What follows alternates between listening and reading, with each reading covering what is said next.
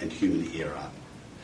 I believe that the staff involved in this case were acting in good faith, but there are lessons to be learned and we will learn from them. This report is a frank read, but it is necessary to ensure that this doesn't happen again. We accept all the findings in the report and we'll turn these recommendations into an action plan, and we will have their timelines and within a week.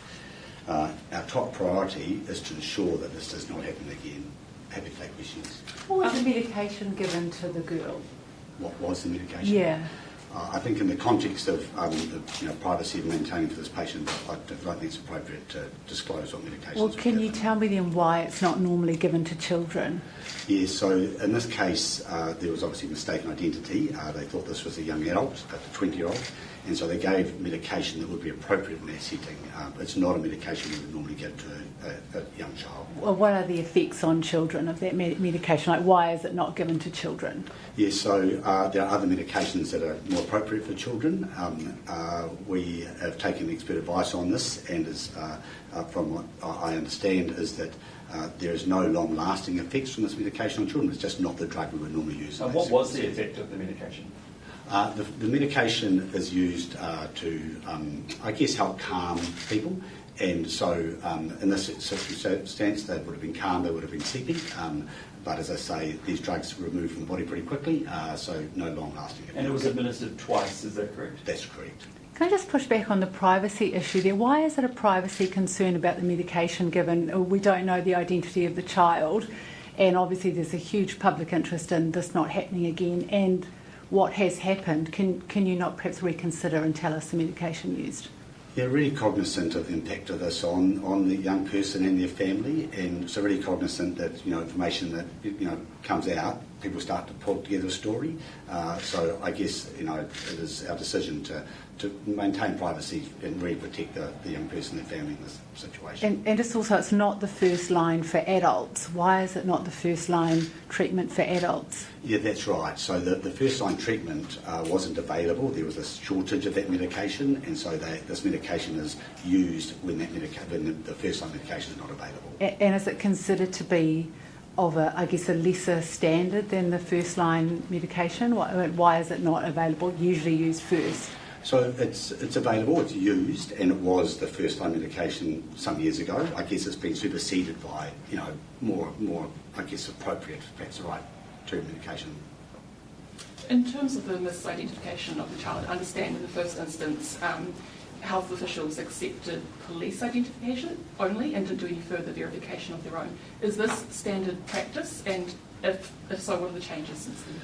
Yeah, that's right. So in this situation, the staff acted in good faith. They were given the misidentification, as you say, by the police. We do have identification policy, and that is to have two means of identification. In this particular circumstance, which was unusual, there was no identification available. The young person was unable to discuss their identification. And when we looked at the person that we misidentified them as, we had no next of kin in our health records to be able to contact them to get a further. So the staff did follow the process. It's just that there was no other identification available. I guess if this happened again, what would you do differently? Yes, so we've got 8 recommendations, 25 findings, and they're critical, that we pick those up and, as I say, turn an action plan quickly. I think one of the key things that we've learned from the situation is that when this misidentification happened, there was not a medical assessment done in the ED, so that you'll see as one of the recommendations. We believe that would reduce the likelihood of this happening again, and so my intention is to meet with our heads of our ED departments over the next month and to bring that into play to reduce that risk of it happening again. How has the family reacted to all this, and have you spoken to them about how they feel about the actions that you've taken since? So, as I say, firstly, to apologise to the young person and the family.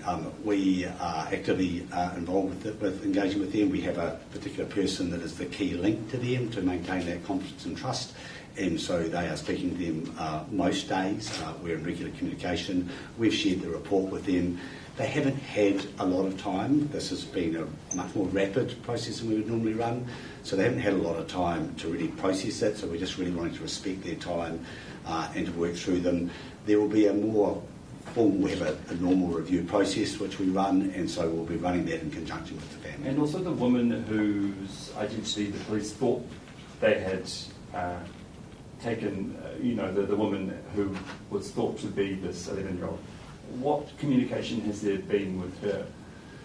So, I guess in a privacy situation, we have to manage those things carefully. So all I can say is that it's been managed.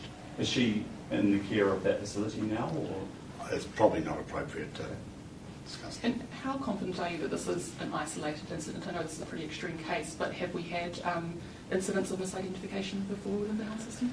We have, I guess, other instances of misidentification. We have patients who turn up into our emergency departments unidentified trauma and other means, and that's why we have a process to identify them. This is, as you say, this is an unusual circumstance with the misidentification leading to treatment that we wouldn't have given to this young person had we known it was them. Among the recommendations is to create a policy, a national policy for unidentified patients. How soon do you want to see that in place? Look, that's why we want to get the action plan sorted within a week, so that we've got very clear guidance on how quickly we can deliver. As I mentioned before, some of these things, the medical assessment by ED of unidentified patients, we think we can do that really quickly. Some of the broader things, learning from our previous national restraint policies and so forth, that's going to take a longer time bringing the experts together to give the advice. So the action plan will clarify the timelines against that. How was this girl restrained?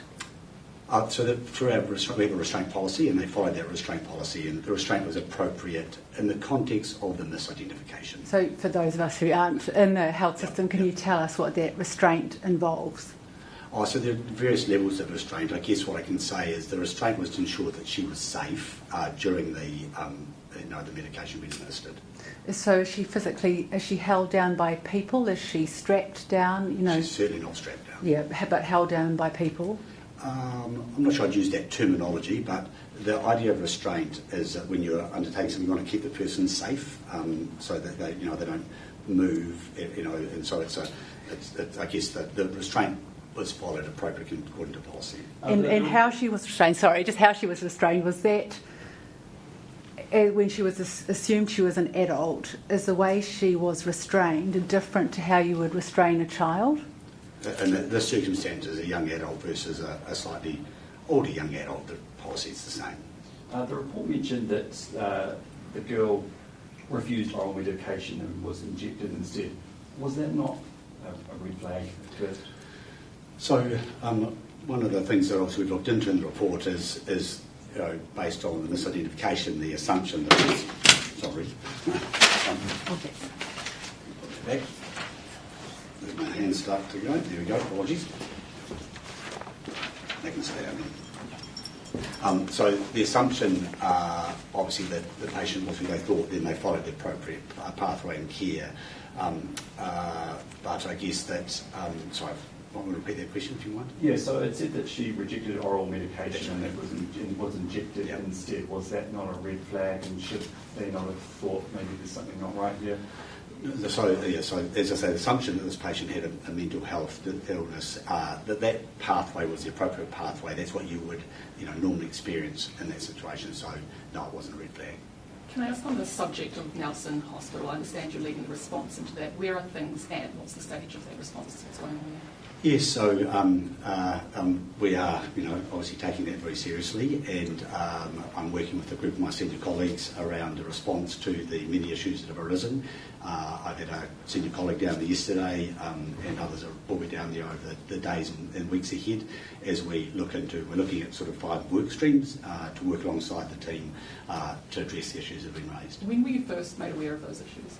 Of the Nelson issues? Last week.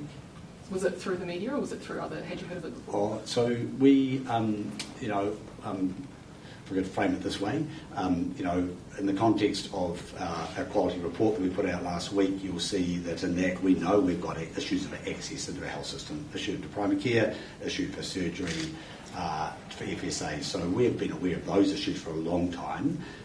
And I guess we work with our local hospitals, our local leadership to address those and to try and help and support them as best we can. I guess the context of the Nelson is the multiple issues around patient care that have come up. I was aware of one of those cases for some time ago, but the other cases we weren't aware of, and so that's why we're sending in one of our team to go and look into what's been shown in the media, and therefore what we need to do about it. Obviously, it's quite concerning for the population down there. What's your message to the public who might be worried about what this means for their health? My message to the public is that Nelson Hospital, Nelson Brennan are great hospitals. They've got great staff and they deliver great care. We do have access concerns about getting to be seen in primary care. We do have concerns about patients getting access to see a specialist or to have their surgery. We're taking this very seriously. We are developing a plan to ensure that we can improve on those areas of concern. How quickly do you hope to have that plan in place? The plan, I would say a couple of weeks. Just back on the incident with the 11-year-old, is anyone at a staff level being held to account yet for what's happened?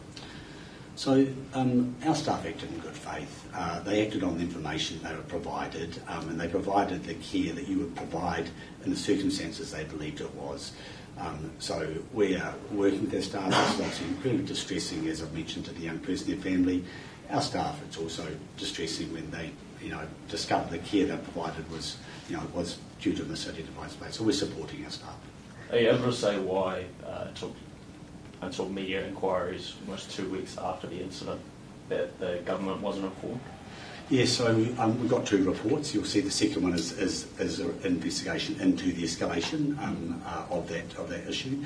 And so the event that occurred on the 9th of March, on the 10th of March, it was entered into the district's electronic reporting system, and the Adverse Events Committee group met the following day to review that.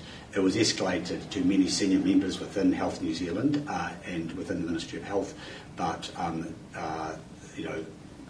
through human error, it was not escalated up to the Minister of Mental Health. Right. And what would you say about speculation that staff at Waikato Hospital were trying to sweep this incident under the carpet? So this is, the staff at Waikato Hospital took this seriously. They escalated appropriately within their system, and it got escalated up into senior health officials. It just didn't get to the Minister of Health. Another of the recommendations is around reviewing the resourcing in that Waikato mental health unit. Are you concerned there's not enough staff in that unit? So we've undertaken what we call a rapid review. Normally in an event like this, we would undertake a much more thorough review, which would take several months, and we would interview a lot more staff than we've had time to do in this process. So through this process, questions have been asked about the resourcing, and so we think it's really important we look deeply into that and understand what that looks like and what changes may or may not be required. Whereabouts in the mental health facility was she cared for? What type of room, what unit? So she started in the ED, as you'll be aware, and then she was transferred to a mental health facility that had several different spaces. When it came to her being medicated, she was moved into a more intensive space, and you'll see that one of our recommendations is to review those policies around that, around how we manage the care and the appropriateness of treatment in those spaces. So was she in one of the acute forensic spaces? No. And did she have other patients, the other adult patients there with her, either in the same room or in the same area? I do not believe so. There was a aspect in the report about cultural, I can't remember the exact language, but cultural appropriateness with care. Can you tell us what culture this child is from? We wish not to disclose that in the context of privacy, but I think that what's really important from both cultural support and disability support, it's really important that our systems respond to that and that people who come into our services feel safe. Initially, cultural support was not provided. The focus was on the clinical presenting symptoms. Cultural support was provided once the transfer occurred. Is there any suggestion, or have you looked into whether her ethnicity could have played a part in her misidentification? Yeah, I think that the misidentification, as we've talked about, occurred through the process, and the staff, I guess became or believed they were treating someone differently, and they treated that person appropriately based on what they had been led to believe. you might have touched on this, but the first assessment of the young patient found that she may have had a disability and she was a young child. Was this only overlooked because police thought they identified her? Is that correct? Or So that's one of the learnings in the report, is that, as you say, that at the beginning she was, referred in, and it was under the emergency department rather than under the mental health team. At that time, those questions were asked. Then the misidentification occurred. She was put under another team, and there was an opportunity there where information could have been shared, and that may have led to a different outcome. So that's one of the learnings that we've found, and we plan to act on. so will any staff be held to account over that? Or? I don't think that's something to hold staff to account. I think that that's about the misidentification and then the team picking up based on treating someone who they believe they were. Was she put into seclusion at all? Well, I'm not sure what you mean by Like in the mental health facilities, sometimes patients are put into seclusion for a variety of reasons. Not in an environment. We weren't. Although we were concerned about her mental health based on who we thought she were, we weren't. Concerned about. So I guess my answer to that would be no. And yet we know that at Henry Bennett there have been cases where people have been cared for not in rooms, but in staff rooms or shared spaces. She wasn't a staff room. She had her own room. Any further questions before we wrap up with Richard? I guess my last question would be about the autistic community and whether people, what can you say to them after something, there's a lot of frightened parents out there, after something like this has happened, what could you say tomorrow if an autistic non-verbal child turned up at your ED? That it's safe. It was really important to us to get this report out based on the needs of the young person and their family. But equally, as you see in our report, that it's important we work with our disability community, our cultural community as part of the recommendations to make sure that we become a safer environment. So, this circumstance, as we've talked about, was unusual. That doesn't accept what happened at all, and as I say, we apologise for that. Thanks everyone. There are some copies of the report just here by the door if anyone needed to pick up an extra copy, but thank you for coming today. Thanks. Thank you.